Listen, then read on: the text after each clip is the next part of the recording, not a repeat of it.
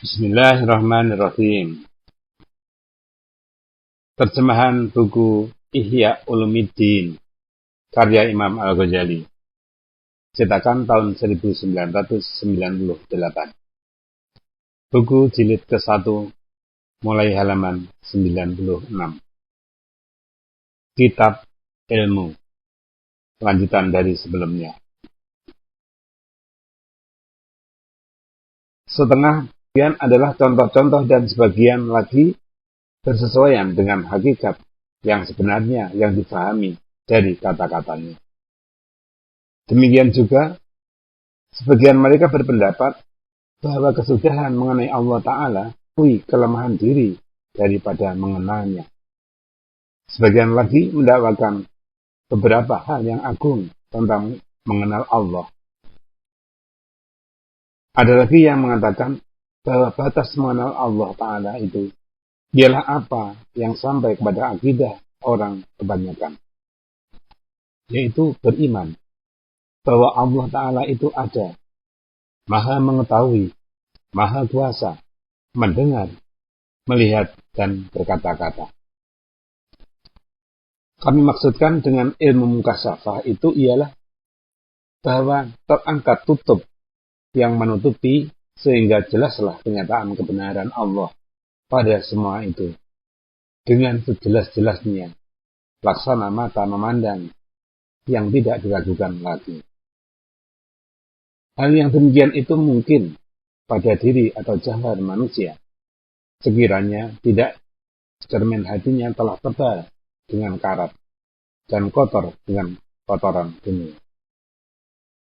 Sesungguhnya kami maksudkan dengan ilmu jalan ke akhirat, ialah ilmu mengenai cara menggosok cermin tersebut dari kotoran-kotoran hati, yang menjadi dinding atau hijab daripada Allah Ta'ala, daripada mengenal sifat-sifat dan af'alnya. Membersihkan dan mensucikan ialah dengan mencegah diri dari menuruti hawa nafsu dan berpegang teguh dalam segala hal kepada ajaran Nabi-Nabi alaihissalam. Maka menurut apa yang cemerlang dari hati dan berbetulan ke arah kebenaran, niscaya bergemilanglah hakikatnya. Dan jalan untuk itu tidak lain dari latihan yang akan datang perinciannya nanti pada tempatnya dan dengan ilmu dan mengajarinya. Inilah ilmu yang tidak dituliskan dalam kitab-kitab dan tidak diperkatakan oleh orang-orang yang telah dianugerahi oleh Allah Ta'ala dengan sesuatu dari ilmu ini selain bersama ahlinya, yaitu dengan bersama-sama bertukar pikiran dan dengan cara rahasia. Inilah ilmu tersembunyi yang dimaksudkan oleh Nabi SAW dengan sabdanya. Sesungguhnya, sebagian dari ilmu itu seakan-akan seperti keadaan tertutup dan tidak diketahui, selain oleh ahli yang mengenal atau ma'rifat akan Allah Ta'ala. Apabila mereka mempercakapkannya, maka tidak ada yang tidak mengerti selain dari orang-orang yang telah tertipu jauh dari Allah Ta'ala. Dari itu janganlah kamu hinakan seorang yang berilmu, yang dianugerahi oleh Allah Ta'ala ilmu tersebut. Karena Allah Ta'ala sendiri tidak menghinakan. Karena Allah Ta'ala sendiri tidak menghinakannya, karena telah menganugerahinya ilmu tadi. Diriwayatkan Abu Abdurrahman As-Salami dari Abu Hurairah. Yang kedua, ilmu muamalah. Ialah ilmu perihal hati atau jiwa. Apa yang terpuji daripadanya seperti sabar, syukur, takut, harap, rela, zuhud, takwa, sederhana, pemurah, mengenal nikmat Allah dalam segala keadaan, ihsan, baik sangka, baik budi, bagus pergaulan, benar dan ikhlas. Maka mengetahui hakikat keadaan ini, batas-batasnya dan sebab-sebabnya yang diusahakan, hasil, tanda, dan cara mengobati yang lemah daripadanya, sehingga menjadi kuat, dan yang hilang sehingga kembali adalah termasuk sebagian dari ilmu akhirat. Adapun yang tercela, yaitu takut miskin, marah kepada takdir, menokoh, dengki, busuk hati, menipu, mau tinggi, suka dipuji, mencintai lama hidup di dunia untuk bersenang-senang, takabur, riya, marah, keras kepala, suka bermusuhan, amarah, loba, kikir, gembira tidak pada tempatnya, angkuh, congkak, bangga dengan kekayaan di tangannya, menghormati orang kaya, menghina orang miskin, gila hormat dan pangkat, suka berlomba-lomba secara tidak jujur, menyombong diri menerima kebenaran, suka campur soal yang tidak penting, suka banyak bicara, memuji diri, menghias-hiasi budi pekerti, berminyak air, ujub, asik memperkatakan kekurangan orang, melupakan kekurangan diri sendiri, hilang perasaan, gundah dan takut dari hati, sangat menekan perasaan jiwa apabila tersinggung, lemah hati mencari kebenaran, mengambil teman zahir dari musuh-musuh batin, merasa aman dari kemurkaan Allah Ta'ala, pada menarik apa saja dari pemberiannya, bersandar kepada taat murka, khianat, tokoh menokoh, panjang angan-angan, pesat dan kasar hati, gembira dengan dunia dan berduka cita atas hilangnya, berjinak hati dengan makhluk dan merasa sepi bercerai dengan mereka, kaku, ceroboh, tergopoh-gopoh, kurang malu, dan kurang belas kasihan. Inilah dan yang seumpama dengan ini dari sifat-sifat hati atau jiwa menjadi sumber perbuatan keji dan tempat tumbuh perbuatan terlarang. Lawannya adalah budi pekerti yang terpuji, tempat memancar taat dan pendekatan diri kepada Allah Ta'ala. Maka mengetahui batas-batas hal ini, hakikat, sebab, hasil dan pengobatannya adalah ilmu akhirat dan fardu ain menurut fatwa ulama-ulama akhirat. Orang yang membuang muka dari ilmu tersebut adalah binasa dengan kekuasaan raja di raja akhirat, sebagaimana orang yang membuang muka dari segala pekerjaan zahir adalah binasa dengan kekuasaan pedang raja-raja dunia, berdasarkan fatwa ahli fikih dunia. Maka pandangan ulama fikih mengenai fardu ain itu adalah bersandarkan kepada kepentingan dunia, sedang ini bersandarkan kepada kepentingan akhirat. Bila ditanyakan kepada seorang ahli fikih tentang arti dari arti-arti ini, umpamanya tentang ikhlas, atau tentang tawakal, atau tentang menjaga diri dari sifat-sifat riya, maka ia akan tertegun. Sedangkan karena fardu ainnya, bila diabaikan akan mendatangkan kebinasaannya di akhirat. Tetapi coba tanyakan tentang li'an, jihad, berlomba kuda, dan memanah. Niscaya akan diletakkannya di hadapanmu berjilid-jilid buku dengan terperinci yang mendalam, yang menelan banyak waktu, padahal sedikit pun tidak diperlukan. Kalaupun ada yang diperlukan, niscaya tidaklah kosong negeri dari orang yang menyanggupinya, dan cukuplah letih dan payah padanya. Lalu senantiasa ia berpayah-payah padanya malam dan siang pada menghafal dan mempelajarinya, dan melupakan dari apa yang penting dalam agama. Apabila didesak, maka ahli fikih itu menjawab, aku menghabiskan waktu mempelajari karena fikih itu ilmu agama dan fardu kifayah. Ia mengelabui dirinya dan orang lain pada mempelajarinya.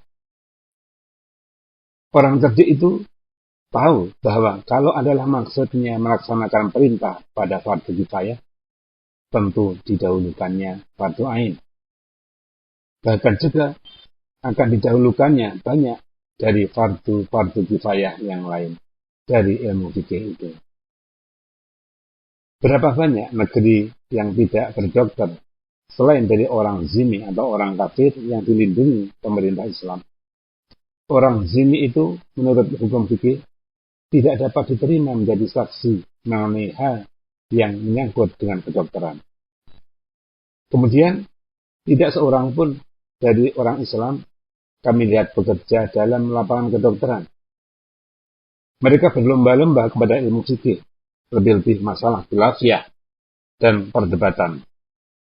Negeri penuh dengan ulama fikih yang bekerja mengeluarkan fatwa dan memberi penjawaban dari peristiwa-peristiwa yang terjadi.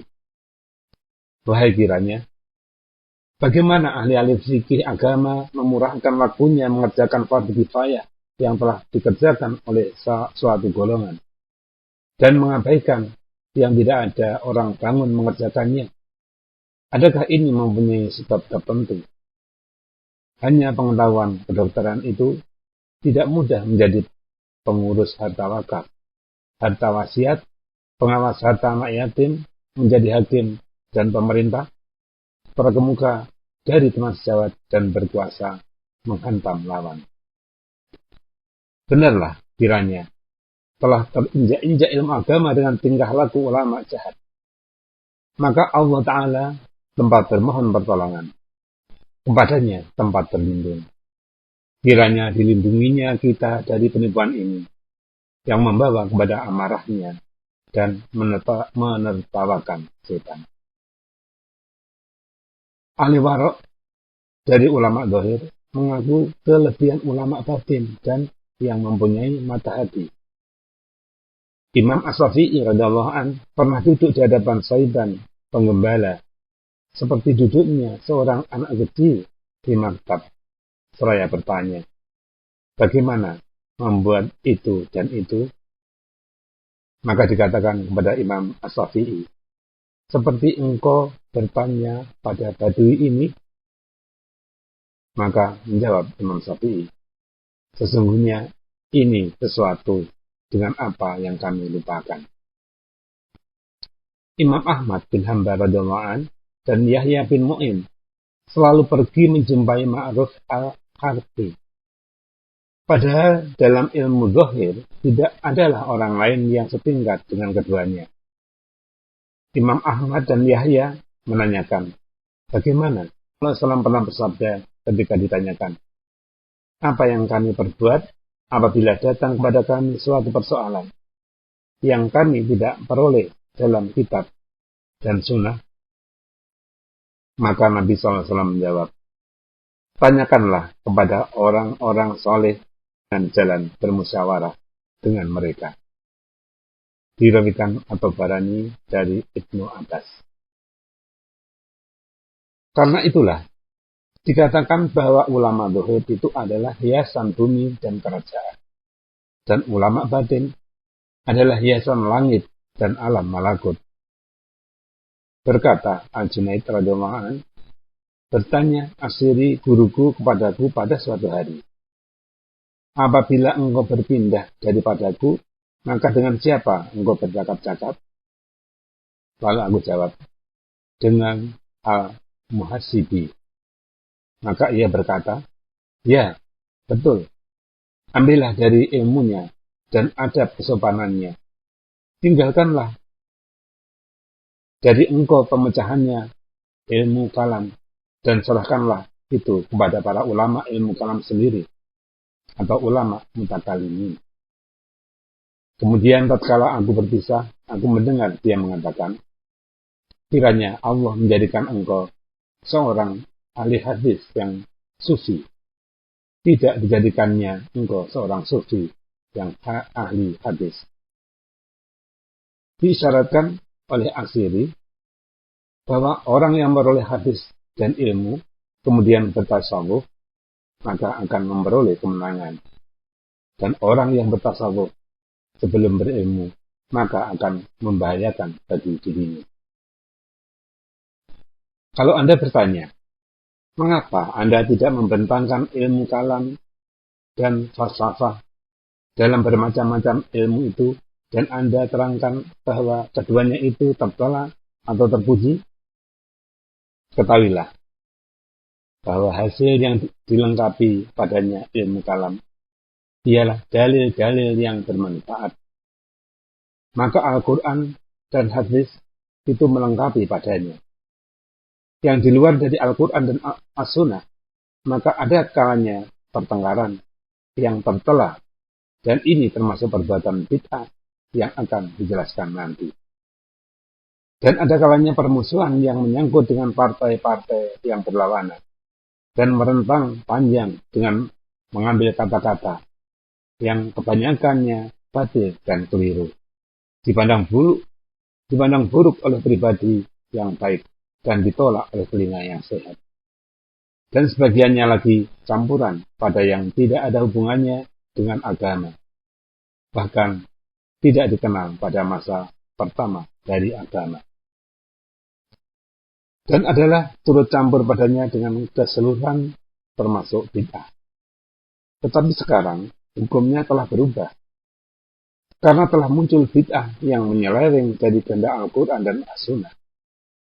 Dan telah tampil suatu golongan yang mencampur adukkan barang yang tidak jelas, lalu mereka menyusun kata-kata yang tersusun, sehingga yang ditakuti itu memperoleh keizinan karena terpaksa, bahkan telah menjadi sebagian dari fardu kifayah, yaitu kadar yang dihadapi oleh pembuat bid'ah apabila bermaksud menyerukan kepada bid'ah, dan yang demikian pada batas yang tertentu akan kami sebutkan nanti pada bab yang akan datang, insya Allah Ta'ala. Adapun falsafah, maka tidaklah dia suatu ilmu yang berdiri sendiri, tetapi terdiri dari 4 bagian. Pertama, ilmu ukur dan ilmu berhitung. Keduanya mubah atau dibolehkan sebagaimana telah diterangkan.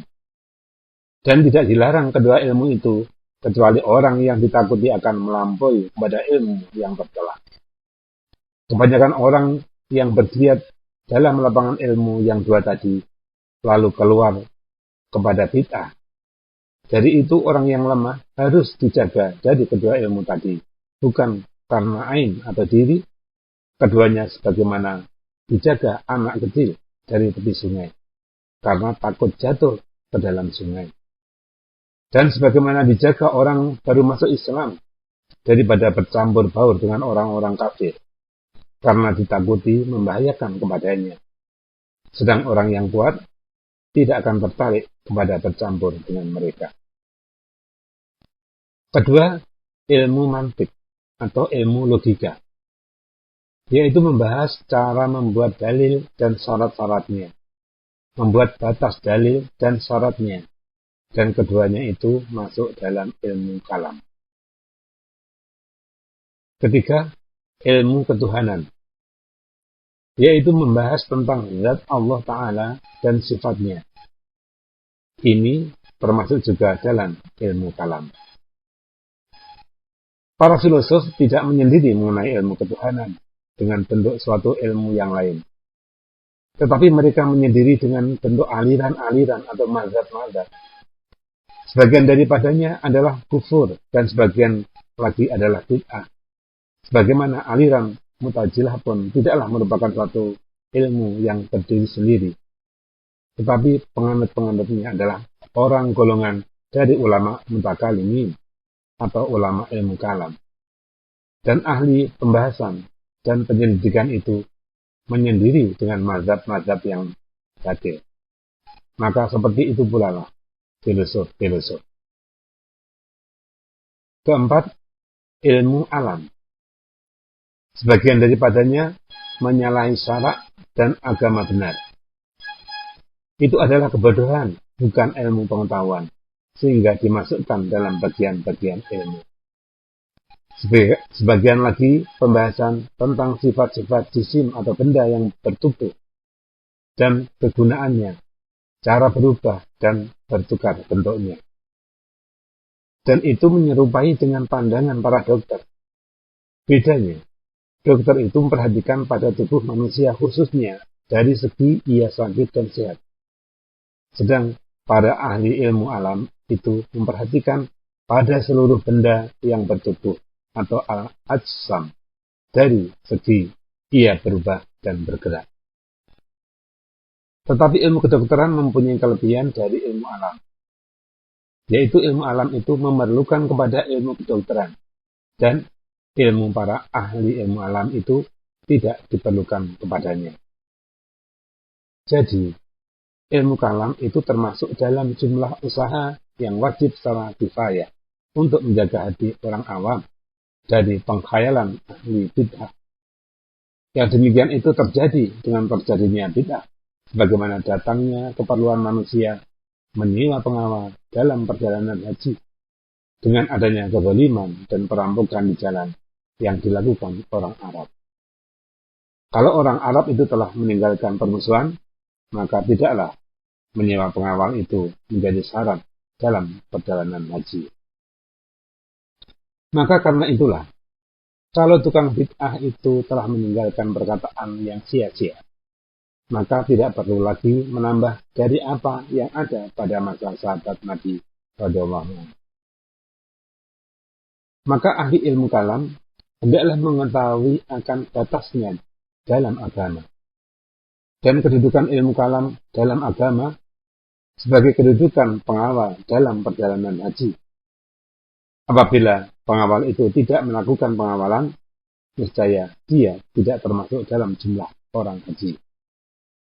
Dan ahli ilmu kalam apabila tidak melakukan tugasnya untuk berdebat dan mempertahankan pendirian, tidak menjalani jalan akhirat, dan tidak bekerja mendidik dan memperbaiki hati, maka tidaklah sekali-kali dia tergolong dari jumlah ulama agama.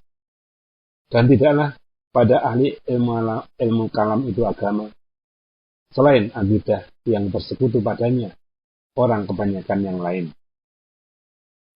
Akidah itu termasuk dalam golongan amal perbuatan zahir dari hati dan lisan. Dan bedanya dari ilmu kalam dari orang awam ialah dengan perbuatan berdebat dan penjagaan. Adapun mengenal Allah Ta'ala, sifat dan af'alnya, serta sekalian yang telah kami isyaratkan dalam ilmu mukasyafah, maka tidaklah diperoleh dari ilmu kalam. Malah hampir adalah ilmu kalam itu menjadi hijab dan penghalang. Dan sesungguhnya sampai kepadanya ialah dengan mujahadah atau bersungguh-sungguh hati yang dijadikan oleh Allah sebagai mukadimah bagi petunjuk dengan firman-Nya. Waladina jahadu fina lanahdiyannahum subulana wa innallaha lama'al muhsinin. Artinya, mereka yang bersungguh-sungguh pada kami, maka akan kami tunjuki mereka akan jalan kami. Dan sesungguhnya Allah beserta orang-orang yang berbuat baik. Surat Al-Ankabut ayat 69. Jika Anda berkata bahwa aku telah berulang kali mengatakan akan batas tugas ahli ilmu kalam kepada menjaga akidah orang awam dari golongan pembuat bid'ah, sebagaimana batas tugas mengawal ialah menjaga pakaian jamaah haji dari gangguan orang Arab. Dan berulang kali aku mengatakan akan batas tugas ahli fikih ialah menjaga undang-undang atau kanon yang dapat mencegah penguasa kejahatan sebagian musuh dari sebagian yang lain. Ini dua tingkat yang menurun dengan menyandarkan kepada ilmu agama. Dan ulama umat yang terkenal dengan keutamaan adalah mereka para ulama fikih dan ulama kalam. Mereka lah makhluk yang utama pada sisi Allah Ta'ala. Maka bagaimanakah menurutnya derajat mereka kepada kedudukan yang rendah itu dengan menyandarkan kepada ilmu agama? Maka ketahuilah bahwa orang yang mengenal kebenaran dengan orang-orang adalah orang yang heran dalam keheranan kesesatan. Dari itu, kenalilah kebenaran. Niscaya engkau akan mengenali ahli kebenaran itu. Kalau engkau berjalan menuju jalan kebenaran, jika engkau padakan dengan taklid dan melihat pada yang termasuk dari tingkat-tingkat keutamaan di antara manusia, maka janganlah engkau melupakan para sahabat Nabi Shallallahu Alaihi Wasallam dan ketinggian kedudukannya. Telah sepakat mereka yang telah aku bentangkan dengan menyebutkan mereka dari para ulama fikih dan ilmu kalam atas terkemukanya para sahabat itu. Dan sesungguhnya tidak terdapat tujuan pribadi mereka pada agama, dan tidak dihancurkan debu jejak mereka, dan tidak terkemuka mereka dengan ilmu kalam dan fikih, akan tetapi dengan ilmu akhirat dan jalan menuju kepadanya. Tidaklah Abu Bakar radhiyallahu anhu melebihi manusia yang lain lantaran banyak puasa, sholat, banyak meriwayatkan hadis, fatwa, dan kata-kata. Tetapi kelebihannya adalah karena sesuatu yang mulia di dalam dadanya, sebagaimana diakui oleh Nabi Sallallahu Alaihi Wasallam sendiri. Diriwayatkan At-Tirmidzi dari Abi Bakar bin Abdullah Al-Masni. Dari itu, hendaklah engkau berusaha mencari rahasia itu.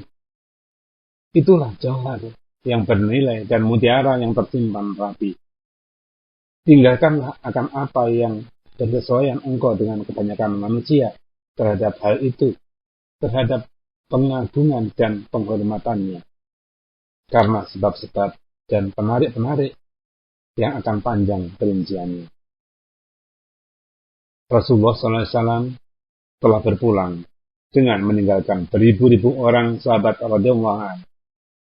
Semuanya ulama billah. Mereka dipuji oleh Rasulullah SAW.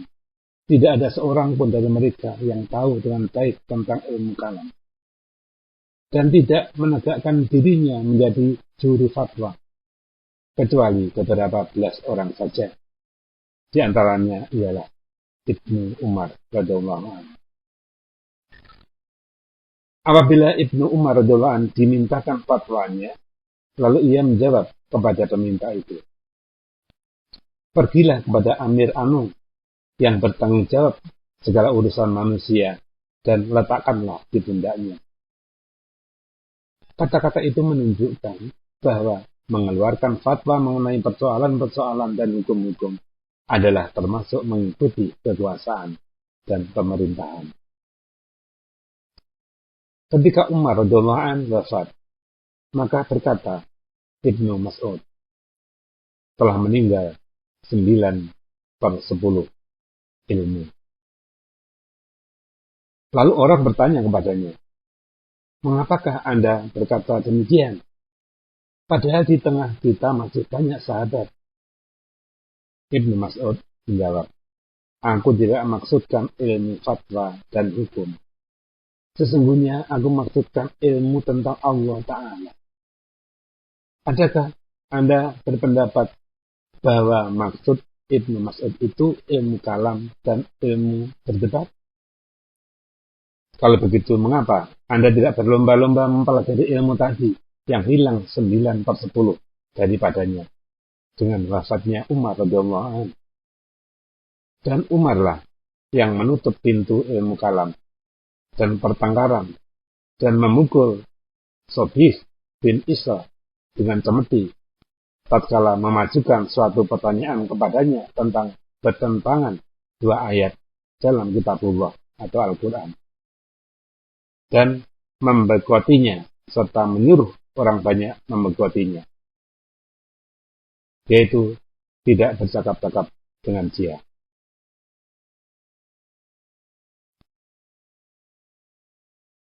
Adapun kata Anda bahwa yang termasuk dari ilmu ialah ahli ilmu fikih dan ahli ilmu kalam, maka ketahuilah bahwa kelebihan yang diperoleh mereka pada sisi Allah itu adalah satu hal, dan kemasyhuran yang diperolehnya pada manusia itu suatu hal yang lain.